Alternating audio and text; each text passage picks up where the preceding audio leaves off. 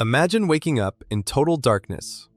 Not the darkness of a modern bedroom, where a streetlight glows through the curtains and a phone screen blinks on the nightstand. Real darkness. The kind that presses against your eyes. There is no sound of traffic, no hum of a refrigerator, no distant airplane. Instead, you hear breathing. Heavy, warm, animal breathing. A cow shifts its weight a few feet away from your head. A chicken rustles somewhere near the door. And the smell. The smell is the first thing that would send a modern person reeling. Smoke, damp straw, sweat, and the thick, unmistakable odor of livestock. This is not a barn. This is home. And this is where our story begins. In the hour before dawn, in the life of a medieval peasant. For the next 45 minutes, we are going to live one full day beside this person. Hour by hour, from the moment they open their eyes to the moment the church bell rings them back to sleep. We will eat what they ate, work as they worked, and learn what they feared. Almost everything about this day would astonish a modern human being. Some of it is grim, some of it is surprisingly warm, and a great deal of it is nothing like the picture painted by films and fairy tales. So let us step back roughly 700 years into a small village in the heart of medieval Europe and begin. Our peasant does not know what time it is. Let that sink in for a moment. There is no clock in the house. There is no clock in the entire village. The idea of a precise minute, a fixed hour that everyone agrees on, simply does not exist for ordinary country people. Time is not something you read off a dial. It is something you feel. You feel it in the sky, in the birds, in the animals, and in the aching rhythms of your own body. Our peasant wakes not because an alarm sounds, but because the rooster stirs, because the cow needs tending, because the darkness has begun, ever so slightly, to thin at the edges. The body itself becomes the clock, trained by years of the same routine until it needs no reminder. And notice where our peasant is sleeping. In many humble medieval households, the family and the animals shared a single space, or two spaces divided only by a low partition. This was not laziness or ignorance, it was survival. Animals were the most valuable things a poor family owned. A single ox could mean the difference between a plowed field and starvation. A cow gave milk. A pig gave meat for the winter. Chickens gave eggs. To leave them outside was to risk them being stolen, or freezing, or falling prey to wolves. And yes, wolves were still a real danger in much of medieval Europe. So the beasts came inside, and their bodies gave off heat. In the depths of winter, that animal warmth could be the difference between comfort and a bitter, shivering night. The people of the Middle Ages were practical above all. They slept beside their animals because it kept everyone alive.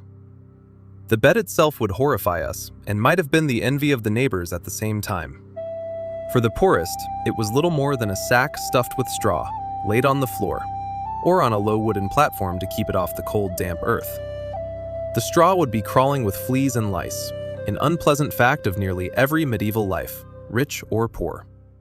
There were no soft mattresses, no clean cotton sheets. A rough woolen blanket, perhaps a shared one, kept out the worst of the chill. Whole families often slept together in a single bed, or a single heap of bedding, parents and children pressed close, partly for warmth, and partly because there was simply nowhere else to go. Privacy, as we understand it, was a luxury almost no peasant ever knew. Our peasant sits up in the dark. There is no stretching in a warm shower, no cup of coffee waiting. The air in the house is cold and thick with the stale smoke of last night's fire. The fire itself has burned down to embers, and one of the first tasks of the morning is to coax it back to life. Because fire was precious and difficult to start from scratch. There were no matches. Lighting a fire from nothing meant striking flint against steel, catching a spark on a scrap of dry tinder, and blowing it gently, patiently, into a flame. A wise household never let the fire die completely.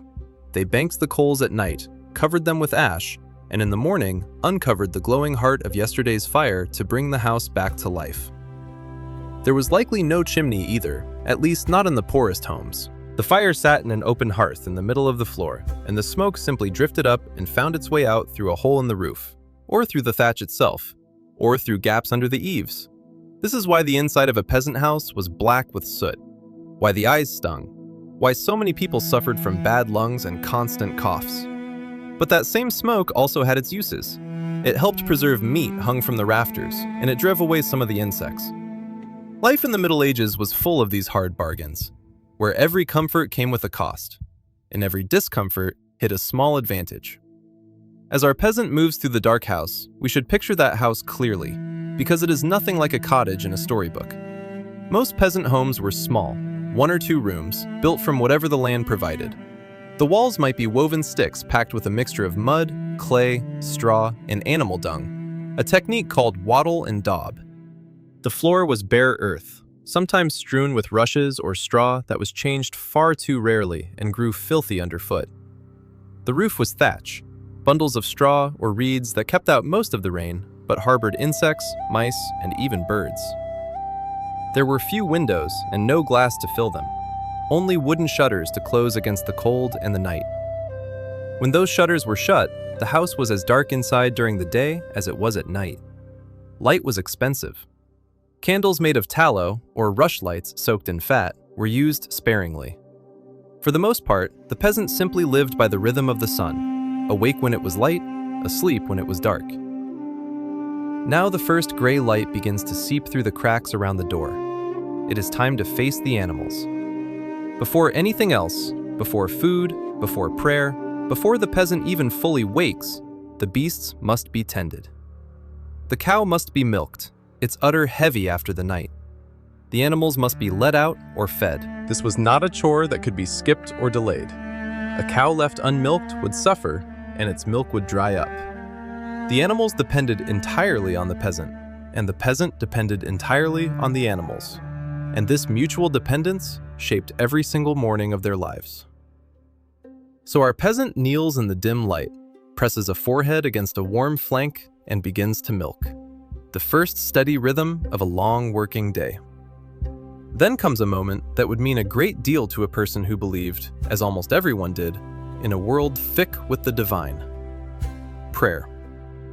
The medieval peasant lived in a universe that was completely saturated with religion. God was not an idea confined to Sunday. God was in the weather, in the harvest, in sickness and health, in birth and death. The church governed time itself, dividing the day into holy hours, ringing bells to mark them. And so, before the work began in earnest, our peasant would likely mutter a prayer, perhaps a Pater Noster, the Lord's Prayer in Latin, learned by heart even by those who could not read a single word. Faith was not optional. It was the very air they breathed, the framework that made sense of a hard and often cruel world. And now, at last, breakfast. But do not imagine anything you would recognize as breakfast today.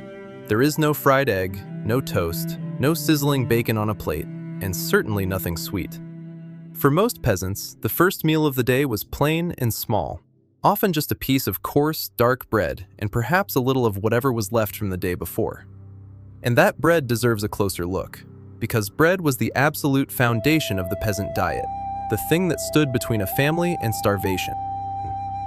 This was not the soft white loaf of a modern bakery. White bread, made from finely sifted wheat flour, was food for the rich, for lords and monks and merchants.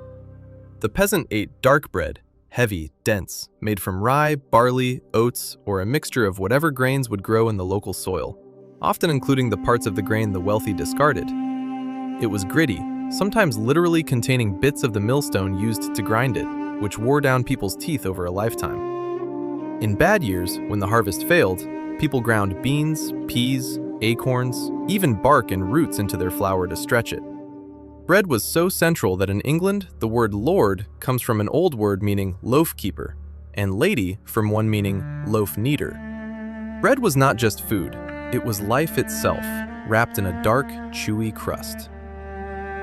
Alongside the bread, our peasant might eat pottage. If you remember one peasant food beyond bread, remember pottage, because this thick, slow-cooked stew was eaten by nearly everyone, nearly every day, for centuries. Pottage was a pot of grain, oats, barley, or rye, boiled in water or broth until it thickened into a kind of porridge, and then bulked out with whatever vegetables the family had. Onions, cabbage, leeks, peas, beans, turnips. Herbs from the garden gave it flavor. On a good day, there might be a scrap of bacon fat or a bone to add richness. The pot often simply stayed by the fire, with new ingredients added as old ones were eaten, a rolling meal that never quite ended.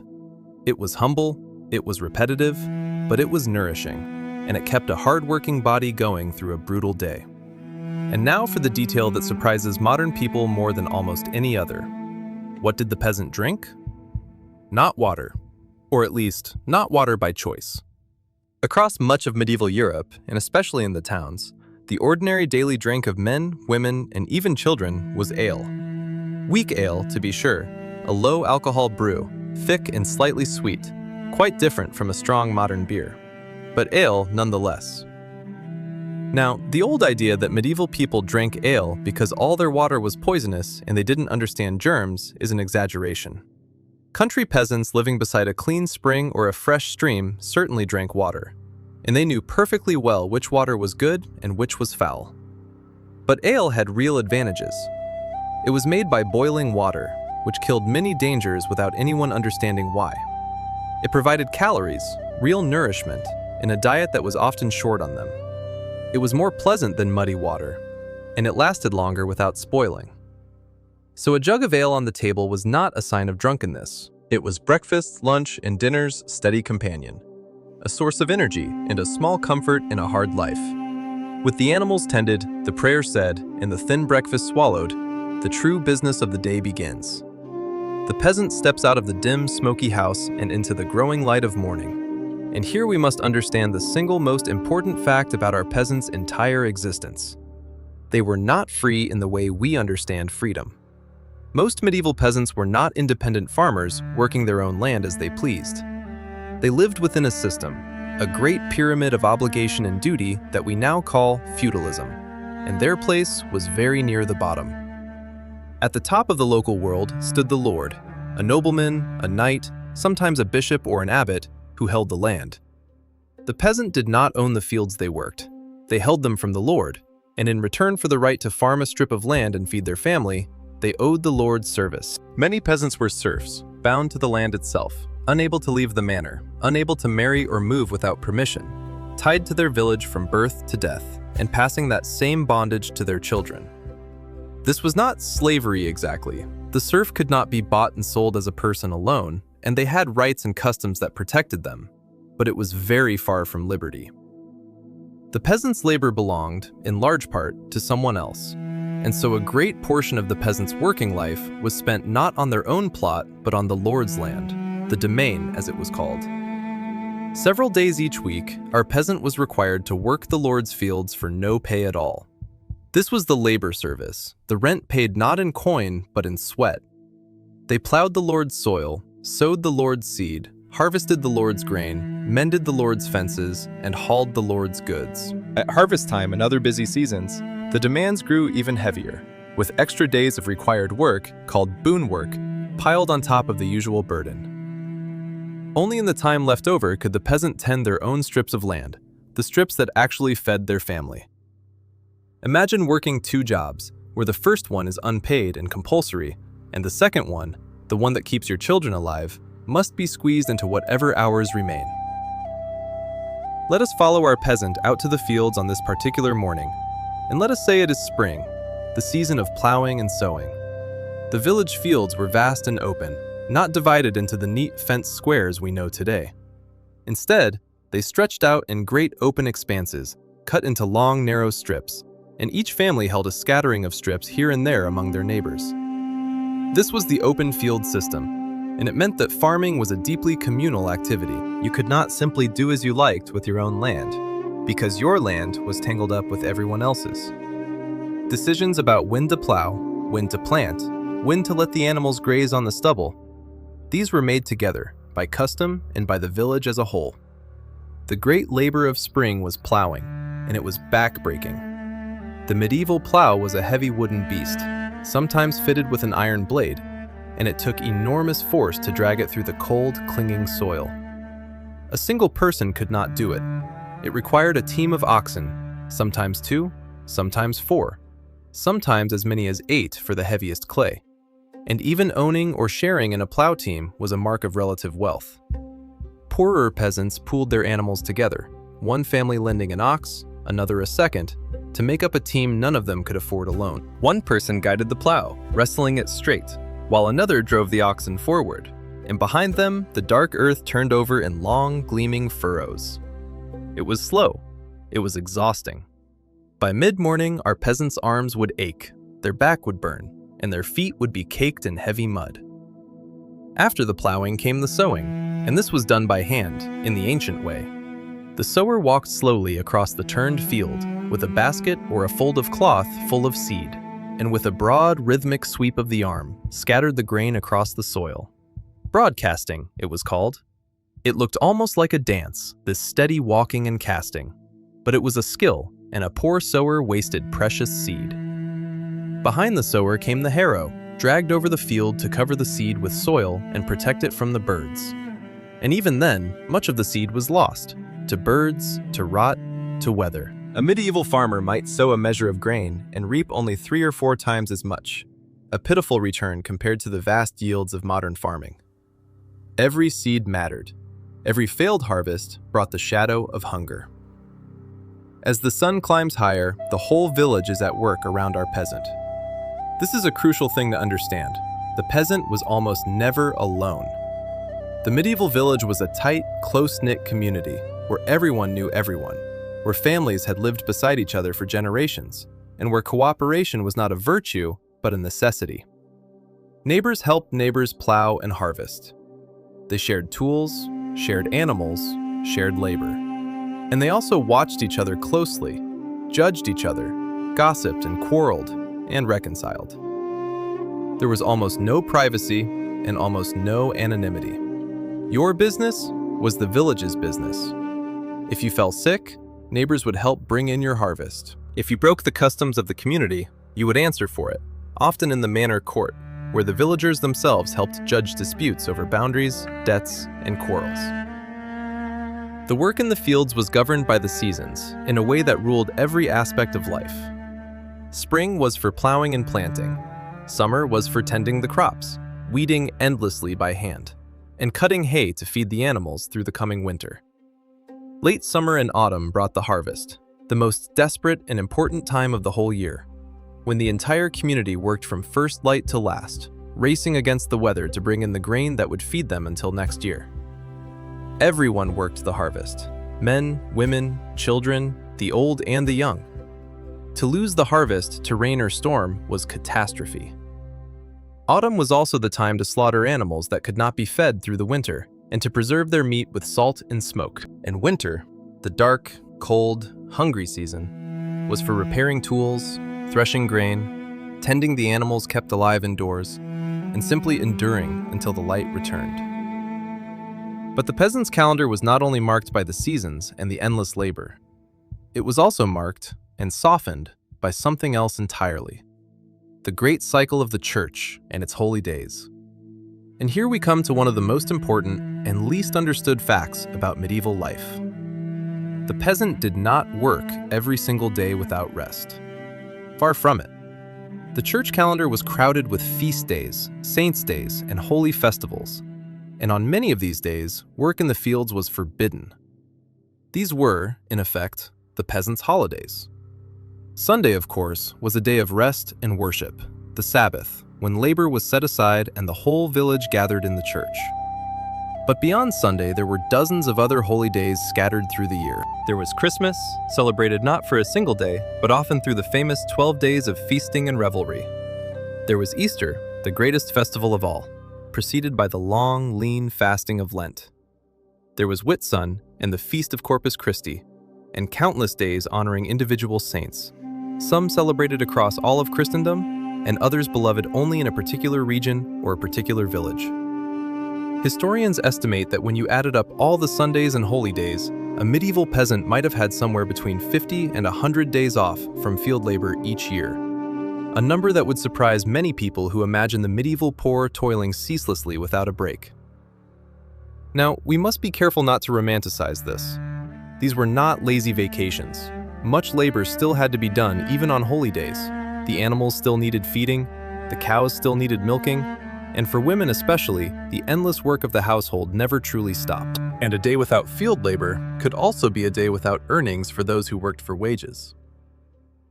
But these holy days were real breaks in the relentless rhythm of toil, and they were often days of genuine celebration. On a great feast day, the village might gather for games, for dancing, for drinking ale, for archery contests, and rough sports and music. The church itself was the center of community life, not only a place of solemn worship, but a gathering place. And the churchyard often hosted the festivities. These were the bright threads woven through the hard gray cloth of the peasant year, and they mattered enormously to people whose lives held so little leisure. But today is an ordinary working day, and there is no feast to break the labor. The sun has climbed to its height, and it is time for the main meal. Around midday, the work paused, and the family, or the workers in the field, ate their most substantial food of the day. This was dinner, though it came at what we would call lunchtime, for the medieval day was structured quite differently from ours. The big meal came in the middle of the day, when there was still light to work by afterward, and the lighter meal, supper, came in the evening. It made sense in a world without electric light. You ate your fuel when you needed the energy, in the middle of the working day. The midday meal for our peasant was, once again, built around bread and pottage. But if the family was doing reasonably well, there might be more. A bit of cheese, that vital way of preserving milk into a food that lasted. Some eggs from the chickens. Vegetables from the family's own small garden plot beside the house, where they grew onions, garlic, cabbages, beans, peas, and herbs. This garden, tended mostly by the women of the household, was a crucial supplement to the diet, a source of vitamins and variety that the great open fields given over to grain could not provide. Fruit in season: apples, pears, berries, plums, and rarely, on a special day, a little meat. Meat was not a daily food for the poor. A pig might be slaughtered once a year, its every part used and preserved, its bacon and salted flesh doled out sparingly through the months. Chickens were more often kept for their eggs than eaten. Fresh meat was a luxury, and much of it was reserved, by law and by custom, for the Lord. And there we touch on another bitter injustice of the peasant's world. The forests and their game belonged to the Lord. The deer, the boar, the rabbits, the fish in the Lord's ponds and streams, these were not for the peasant to take. Hunting was the privilege of the nobility, and poaching, taking the Lord's game to feed a hungry family, was a serious crime that could be savagely punished. A starving peasant who killed a deer to feed his children might face brutal penalties. The abundance of the land was all around them, and yet, so much of it was locked away, reserved for the pleasure and the table of those above them. This was the shape of the peasant's world, surrounded by resources they were forbidden to touch, working land they did not own, feeding a family on the margins of what the powerful allowed them to keep.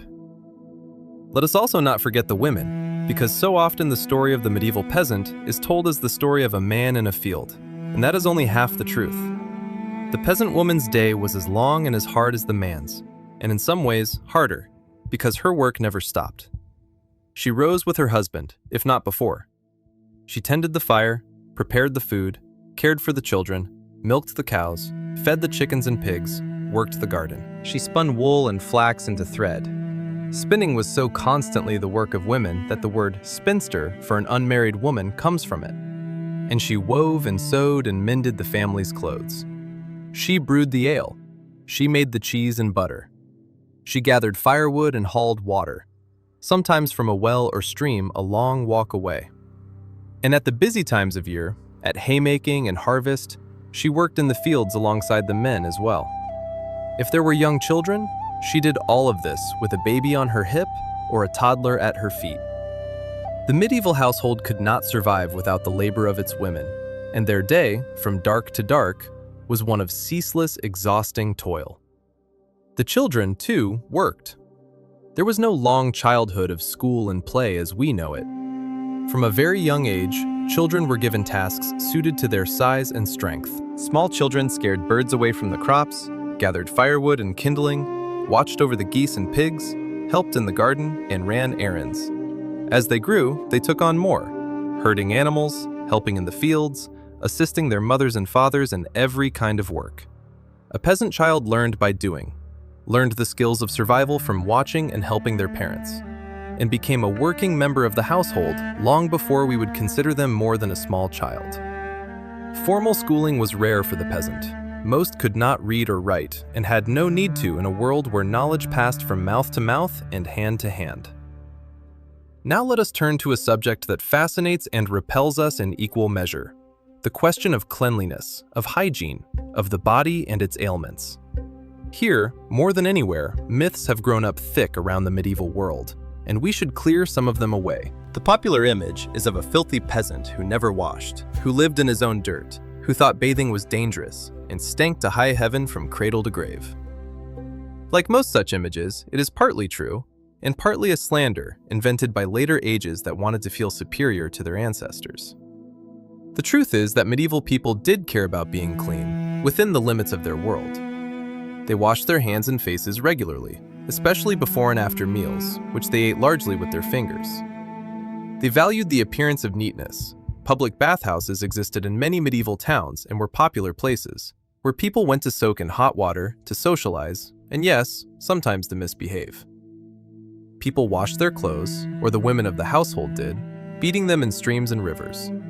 They used combs to fight the constant battle against lice. They cleaned their teeth by rubbing them with cloths and twigs and herbs. By their own standards, medieval people were not indifferent to cleanliness. But, and it is a large but, their standards and their capabilities were nothing like ours. Bathing the whole body in hot water was a major undertaking.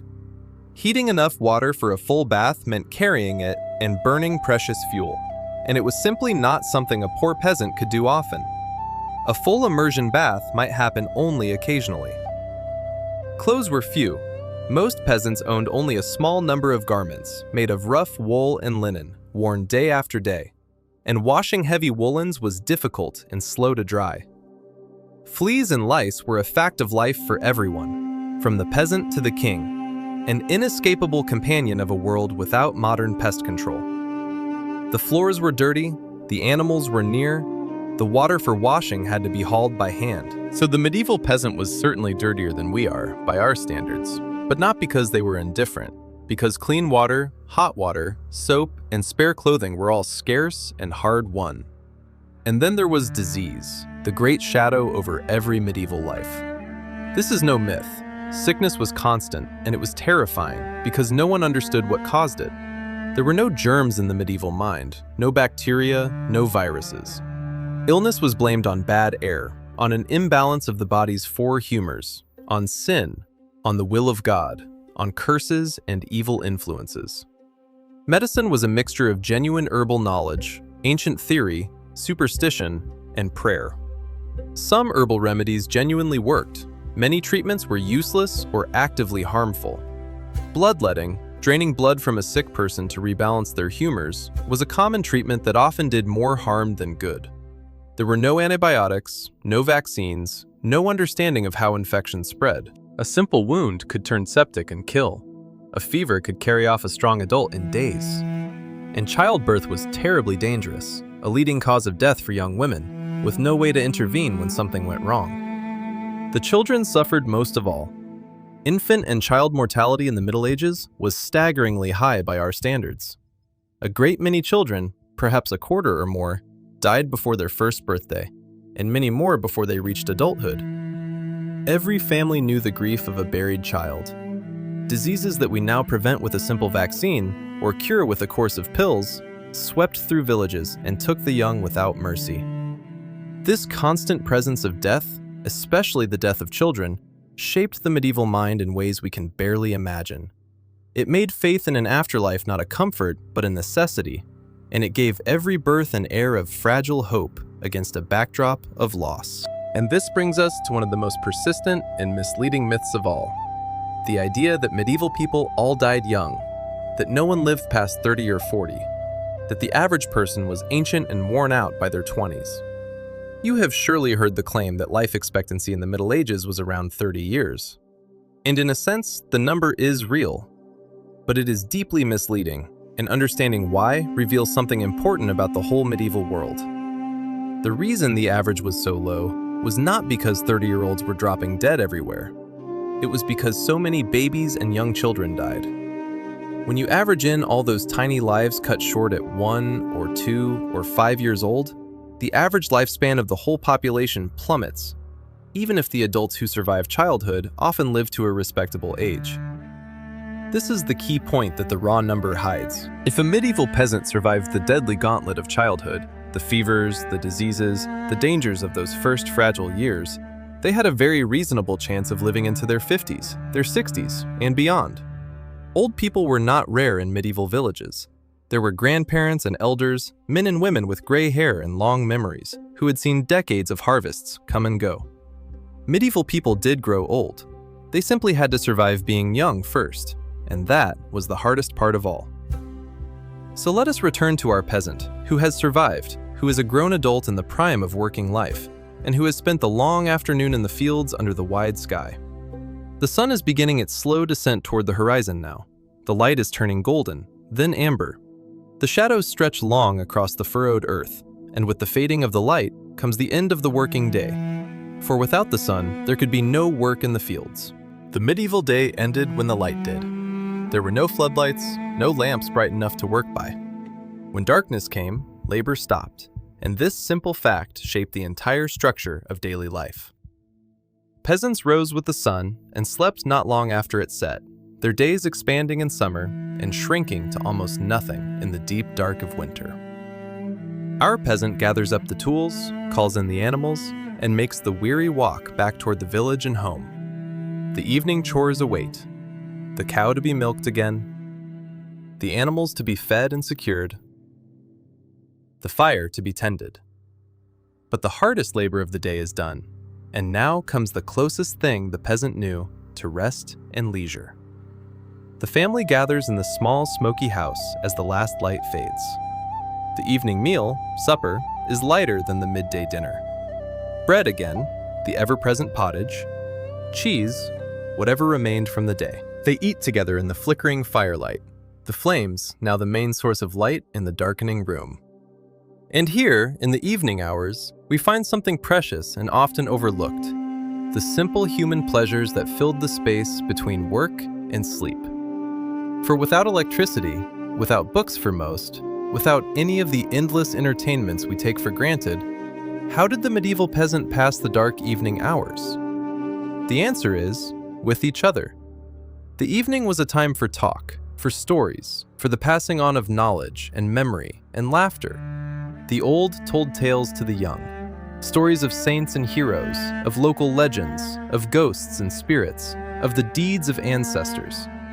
These stories were entertainment, but they were also education, the way a people without books preserved their history and their values, and their sense of who they were. There was music, too, made by the people themselves, for there were no recordings to play. Someone might sing. Someone might play a simple pipe or a drum. On festival evenings, there was dancing, but even on ordinary nights, a song could lighten the darkness. Hands were rarely idle, even in leisure. The women spun thread by firelight, for spinning could be done by feel in the dim glow, and the men mended tools or worked leather or whittled wood. The community gathered too. Neighbors visited one another, shared news and gossip, and the boundary between one household and the next was porous and warm. In a world of hard labor and constant uncertainty, these evening gatherings were the glue of human connection, the warmth that made the coldness of life bearable. The alehouse, in villages that had one, was another gathering place. A house where ale was brewed and sold, where men gathered to drink and talk and play games. Games of dice and games with counters, board games and games of chance were popular pastimes, and gambling on them was common enough that the church often disapproved. There were rougher amusements too, sports that would shock us now, forms of wrestling and violent early versions of football played between whole villages with few rules and many injuries, and the baiting of animals, which was a cruel entertainment that medieval people did not see as we do. The peasant's leisure could be gentle or rough, tender or brutal, but it was above all shared, lived in the company of others, in a community bound tightly together by proximity and need. As the evening deepens and the fire burns low, the sounds of the village grow quiet. And then, across the dusk, comes a sound that governed the close of every day, the ringing of a bell from the church tower. In many medieval communities, a bell was rung in the evening to mark the end of the day, a signal that has come down to us with a particular name and a particular history. In some places, this evening bell was the curfew bell. The very word curfew comes from the Old French couvre-feu, meaning cover the fire. It was, quite literally, the signal to cover your fire, to bank the flames, to smother the embers safely under ash before you slept. This was a matter of deadly serious importance. In a village of wooden houses with thatched roofs packed close together, fire was one of the most feared disasters of all. A single hearth left burning and untended through the night, a stray spark catching the dry straw, could set a whole house ablaze, and from one house, the flames could leap to the next, and the next, until an entire village was consumed. Fires destroyed medieval towns and villages with terrible regularity, so the curfew bell was a communal safeguard, a nightly reminder to make the fires safe, to protect the sleeping community from the ever-present danger of the flames.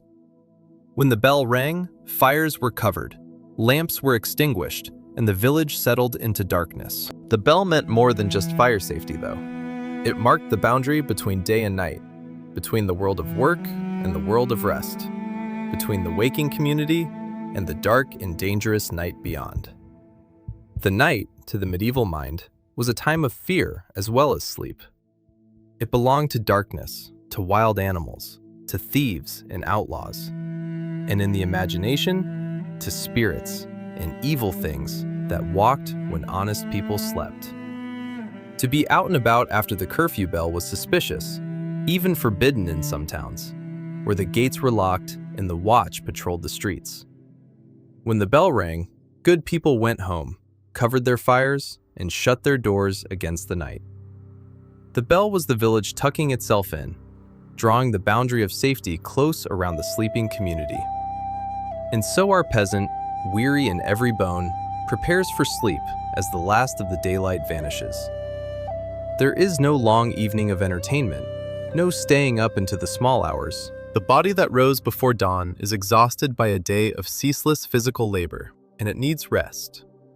The fire is banked, its glowing heart covered with ash to be revived at dawn. The animals are secure, breathing warm in their corner of the house. The children are settled into the family bed, into the pile of straw and rough wool blankets.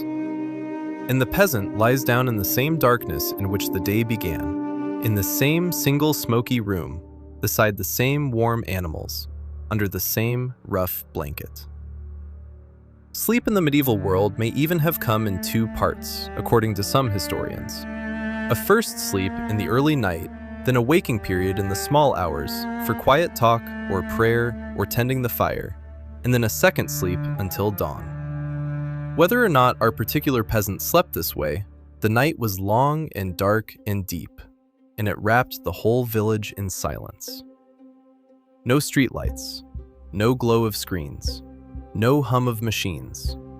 Only the darkness, and the stars if the sky was clear, wheeling slowly overhead in a blackness far more total than any a modern city dweller has ever known. And in that darkness, the peasant slept, gathering strength for a tomorrow that would look almost exactly like today. For that is the final truth of the medieval peasant's life, the thing that lies beneath every hour we have followed. It was a life of profound repetition. Day after day, the same rising in the dark, the same tending of animals, the same bread and pottage and ale, the same labor in the same fields, the same fading of the light, the same ringing of the bell, the same descent into sleep. The days turned into weeks, the weeks into seasons, the seasons into years, and the great wheel of plowing and sowing and harvesting turned on, as it had for their parents and their grandparents, as it would for their children. There was little sense that things could be different, that life could be changed or improved by any individual effort. You were born into your place in the world, and you lived it, and you died in it, and you handed it on. And yet, and this is important, we should not pity these people too simply, or look down on their lives as nothing but misery. Yes, Their world was hard beyond our imagining. Yes, they knew hunger and cold and disease and grief and a lack of freedom that we would find unbearable.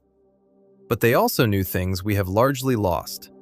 They knew a deep and unbroken connection to the land, to the turning of the seasons, to the natural world that fed them. They knew a community so close and so bound together that no one was ever truly alone. They knew the satisfaction of skilled physical work, of bringing in a harvest with their own hands, of making, with their own labor, the food and the clothes and the shelter that kept them alive. They had their festivals, their music, their stories, their faith, their laughter around the fire. Their joys were simple, but they were real.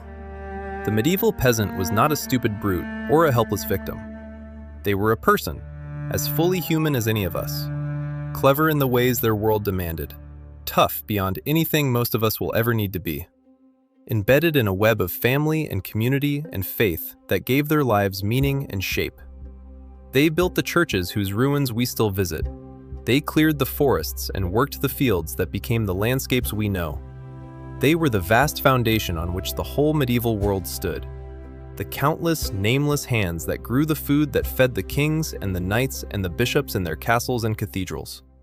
Without the peasant, none of it could have existed at all. So the next time you flip a switch and light floods a room, or turn a tap and clean water pours out, or open a refrigerator full of food from all over the world, or lie down in a soft, warm, private bed, pause for just a moment and think of our peasant. Think of that awakening in total darkness, in the cold, beside the breathing animals. Think of the dark bread and the thin pottage, the jug of weak ale, the long day bent over the heavy plow. Think of the labor owed to the Lord, the holy days that brought brief relief, the constant shadow of sickness, the ringing of the curfew bell as the fire was covered, and the village sank into the deep and total night. They lived one day, and then another, hour by hour, from darkness to darkness, for a whole lifetime. And in living those ordinary, difficult, repetitive days, they built the world from which our own world eventually grew. That is the day of a medieval peasant. Not a fairy tale, not a horror story, but a human life, lived fully and hard 700 years ago, under the same sun and the same stars that shine on us tonight. And now that you have lived a single day of it beside them, perhaps that distant world and those distant people feel just a little bit closer and just a little more real.